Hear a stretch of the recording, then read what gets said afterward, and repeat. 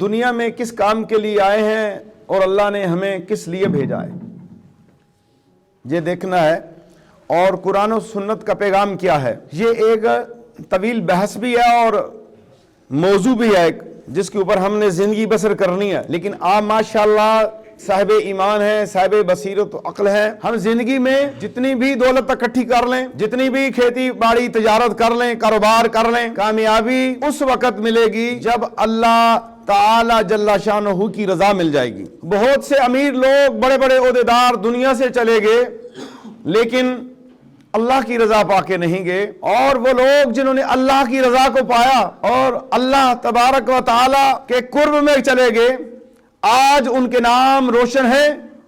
آج انہیں لوگ بڑے خاص عزت و احترام کے ساتھ یاد کرتے ہیں، اور وہ اولین گروہ ہے ایمان والوں میں سے،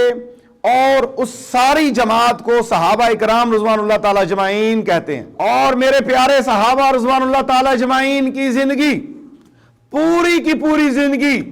جب سے وہ ایمان لائے اور آخری سانس تک ان کا جو ایک عمل ہے، اس عمل کو انہوں نے نہیں چھوڑا، حتیٰ کہ ان کے لیے یہ بات کافی ہے کہ وہ حضور صلی اللہ علیہ وسلم کے صحبت یافتہ ہیں اور بشارت یافتہ ہیں، اور آپ کی مجلس کے اندر رہ کر آپ کے چہرے والضحا کی زیارت کی، اور آخری دم تک ایمان کی حالت میں دنیا میں گئے۔ یہ ان کی صحابیت کے لیے یہ بہت ہے، لیکن انہوں نے اپنی زندگی کے اندر ایک لمحہ بھی محبوب کی رضا کے بغیر نہیں گزارا، اور کامیابی اسی چیز کے اندر ہے۔ آج ہمیں مشکل آئے، مصیبت آئے، تکلیف آئے تو ہم نہ جانے مختلف ہیلے وسیلے تلاش کرتے ہیں۔ اللہ کیا چاہتا ہے کہ اپنے بندے کو کس طرح دیکھنا چاہتا ہے، اور اللہ کیسے اپنے بندے کو قریب کرنا چاہتا ہے، اللہ تبارک و تعالیٰ قرآن میں کیا چاہتا ہے، اس کے اوپر میں نے آپ کو 2 لفظوں کے اندر بات بتانی ہے، ورنہ قرآن مجید فرقان حمید کے اندر الحنس والناسک اور قرآن کے مقدمہ کے اندر الف لام میم ذالک الکتاب لا ریب فیہ ھدی للمتقین سے لے کے والناس تک، ہر سطر اور ہر صفحہ کے اوپر اللہ تبارک و تعالیٰ نے اس چیز کا ذکر کیا ہے، کہیں نہ کہیں اس چیز کی طرف آپ کا اشارہ ہے۔ لیکن 2 لفظوں کے اندر میں نے آپ کو بات سمجھانی ہے کہ اللہ کی منشا کیا ہے، اللہ کی رضا کیا ہے، اللہ چاہتا کیا ہے۔ اے بندے، تجھے میں نے پیدا کیا، کس لیے پیدا کیا، میں نے تجھ سے کیا کام لینا ہے؟ یاد رکھیے گا، میری عبادت کی جو ہے اللہ کو ضرورت نہیں ہے۔ بے شمار لاکھوں کروڑوں خربوں اللہ تبارک و تعالیٰ کے فرشتے اللہ کا ذکر کر رہے ہیں، اللہ کو یاد کر رہے ہیں۔ میرے دوستو، ہماری اطاعت، ہماری عبادت، ہمارا ذکر ہمیں ہی فائدہ دے گا۔ اللہ کی شان اعلیٰ ہے، اللہ تبارک و تعالیٰ ہمیں ہی نجات دہندہ بنانا چاہتا ہے، تو اللہ نے اپنے محبوب کی امت کو یہ واضح بتا دیا، اور قیامت تک کے لیے ہر انسانیت کو واضح بتا دیا کہ لوگوں، تمہیں ایک کام کرنا ہوگا، صرف ایک کام کرنا ہوگا۔ دیکھیں، اسلام کی تشریحات بیان کرنے پہ آ جائیں تو کتابیں لکھ دی جاتی ہیں اور اس کی تشریحات بیان نہیں ہوتی۔ قرآن پاک کے اوپر تفسیر لکھنے والوں نے لاکھوں تفسیریں لکھ دیں، لیکن پھر بھی بات مکمل نہیں ہوئی۔ لوگوں نے اللہ تبارک و تعالیٰ جل شانہ کی حمد کے اندر بڑے اشعار لکھے، لیکن بات مکمل نہ ہوئی۔ رسول اللہ صلی اللہ علیہ وسلم کے چہرے والضحا کے اوپر بڑے بڑے اشعار لکھے گئے، لیکن بات مکمل نہیں ہوئی۔ خطیب آتے رہیں گے، امام آتے رہیں گے، مقرر آتے رہیں گے، اللہ اور اللہ کے نبی کا ذکر کرتے رہیں گے، وہ تو مر جائیں گے لیکن ذکر ختم نہیں ہوگا۔ تو اللہ نے ایک بات قرآن کے اندر جو ڈیمانڈ کی ہے اپنے بندوں سے کہ تم نے کیا کام کرنا ہے۔ میرے دوستو، جب زمانہ جاہلیت تھی، میرے آقا نبی کریم صلی اللہ علیہ وسلم جب دنیا میں تشریف لائے اور پھر آپ نے اعلان نبوت فرمایا کہ لوگو،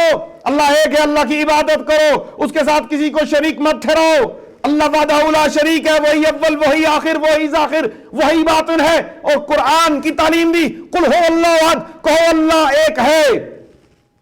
اور اللہ کی محبت کی تعلیم دی لوگوں کو۔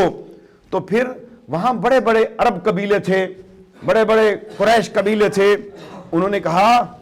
اے اللہ کے نبی، جو آپ بات کرتے ہیں اللہ کی دعوت دیتے ہیں، ہمارے آبا و اجداد بھی اللہ کو جانتے تھے، ہمارے بابا ہمارے ابا بھی جانتے تھے، ہمارے دادا بھی جانتے تھے، ہمارے آبا و اجداد اللہ سے محبت کرتے تھے، آپ کس رب کی بات ہمیں کر رہے ہیں؟ ہم ٹھیک ہیں، ہم اپنے دین کے اوپر قائم ہیں، لیکن اللہ نے ان کی بات کو رد کر دیا اور قیامت تک کے لیے مہر لگا دی کہ کوئی بھی اس بغیر اس سند کے کامیاب نہیں ہو سکتا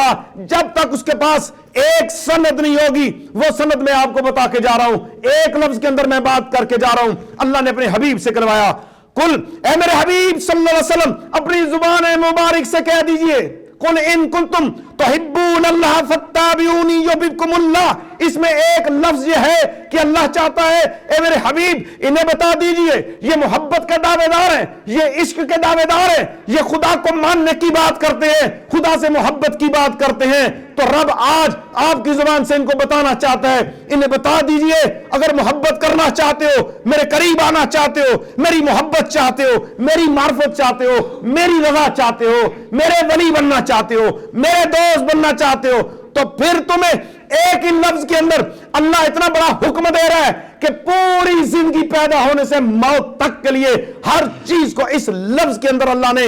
بند کر دیا ہے۔ وہ کیا چیز ہے؟ اے میرے حبیب انہیں کہہ دیجئے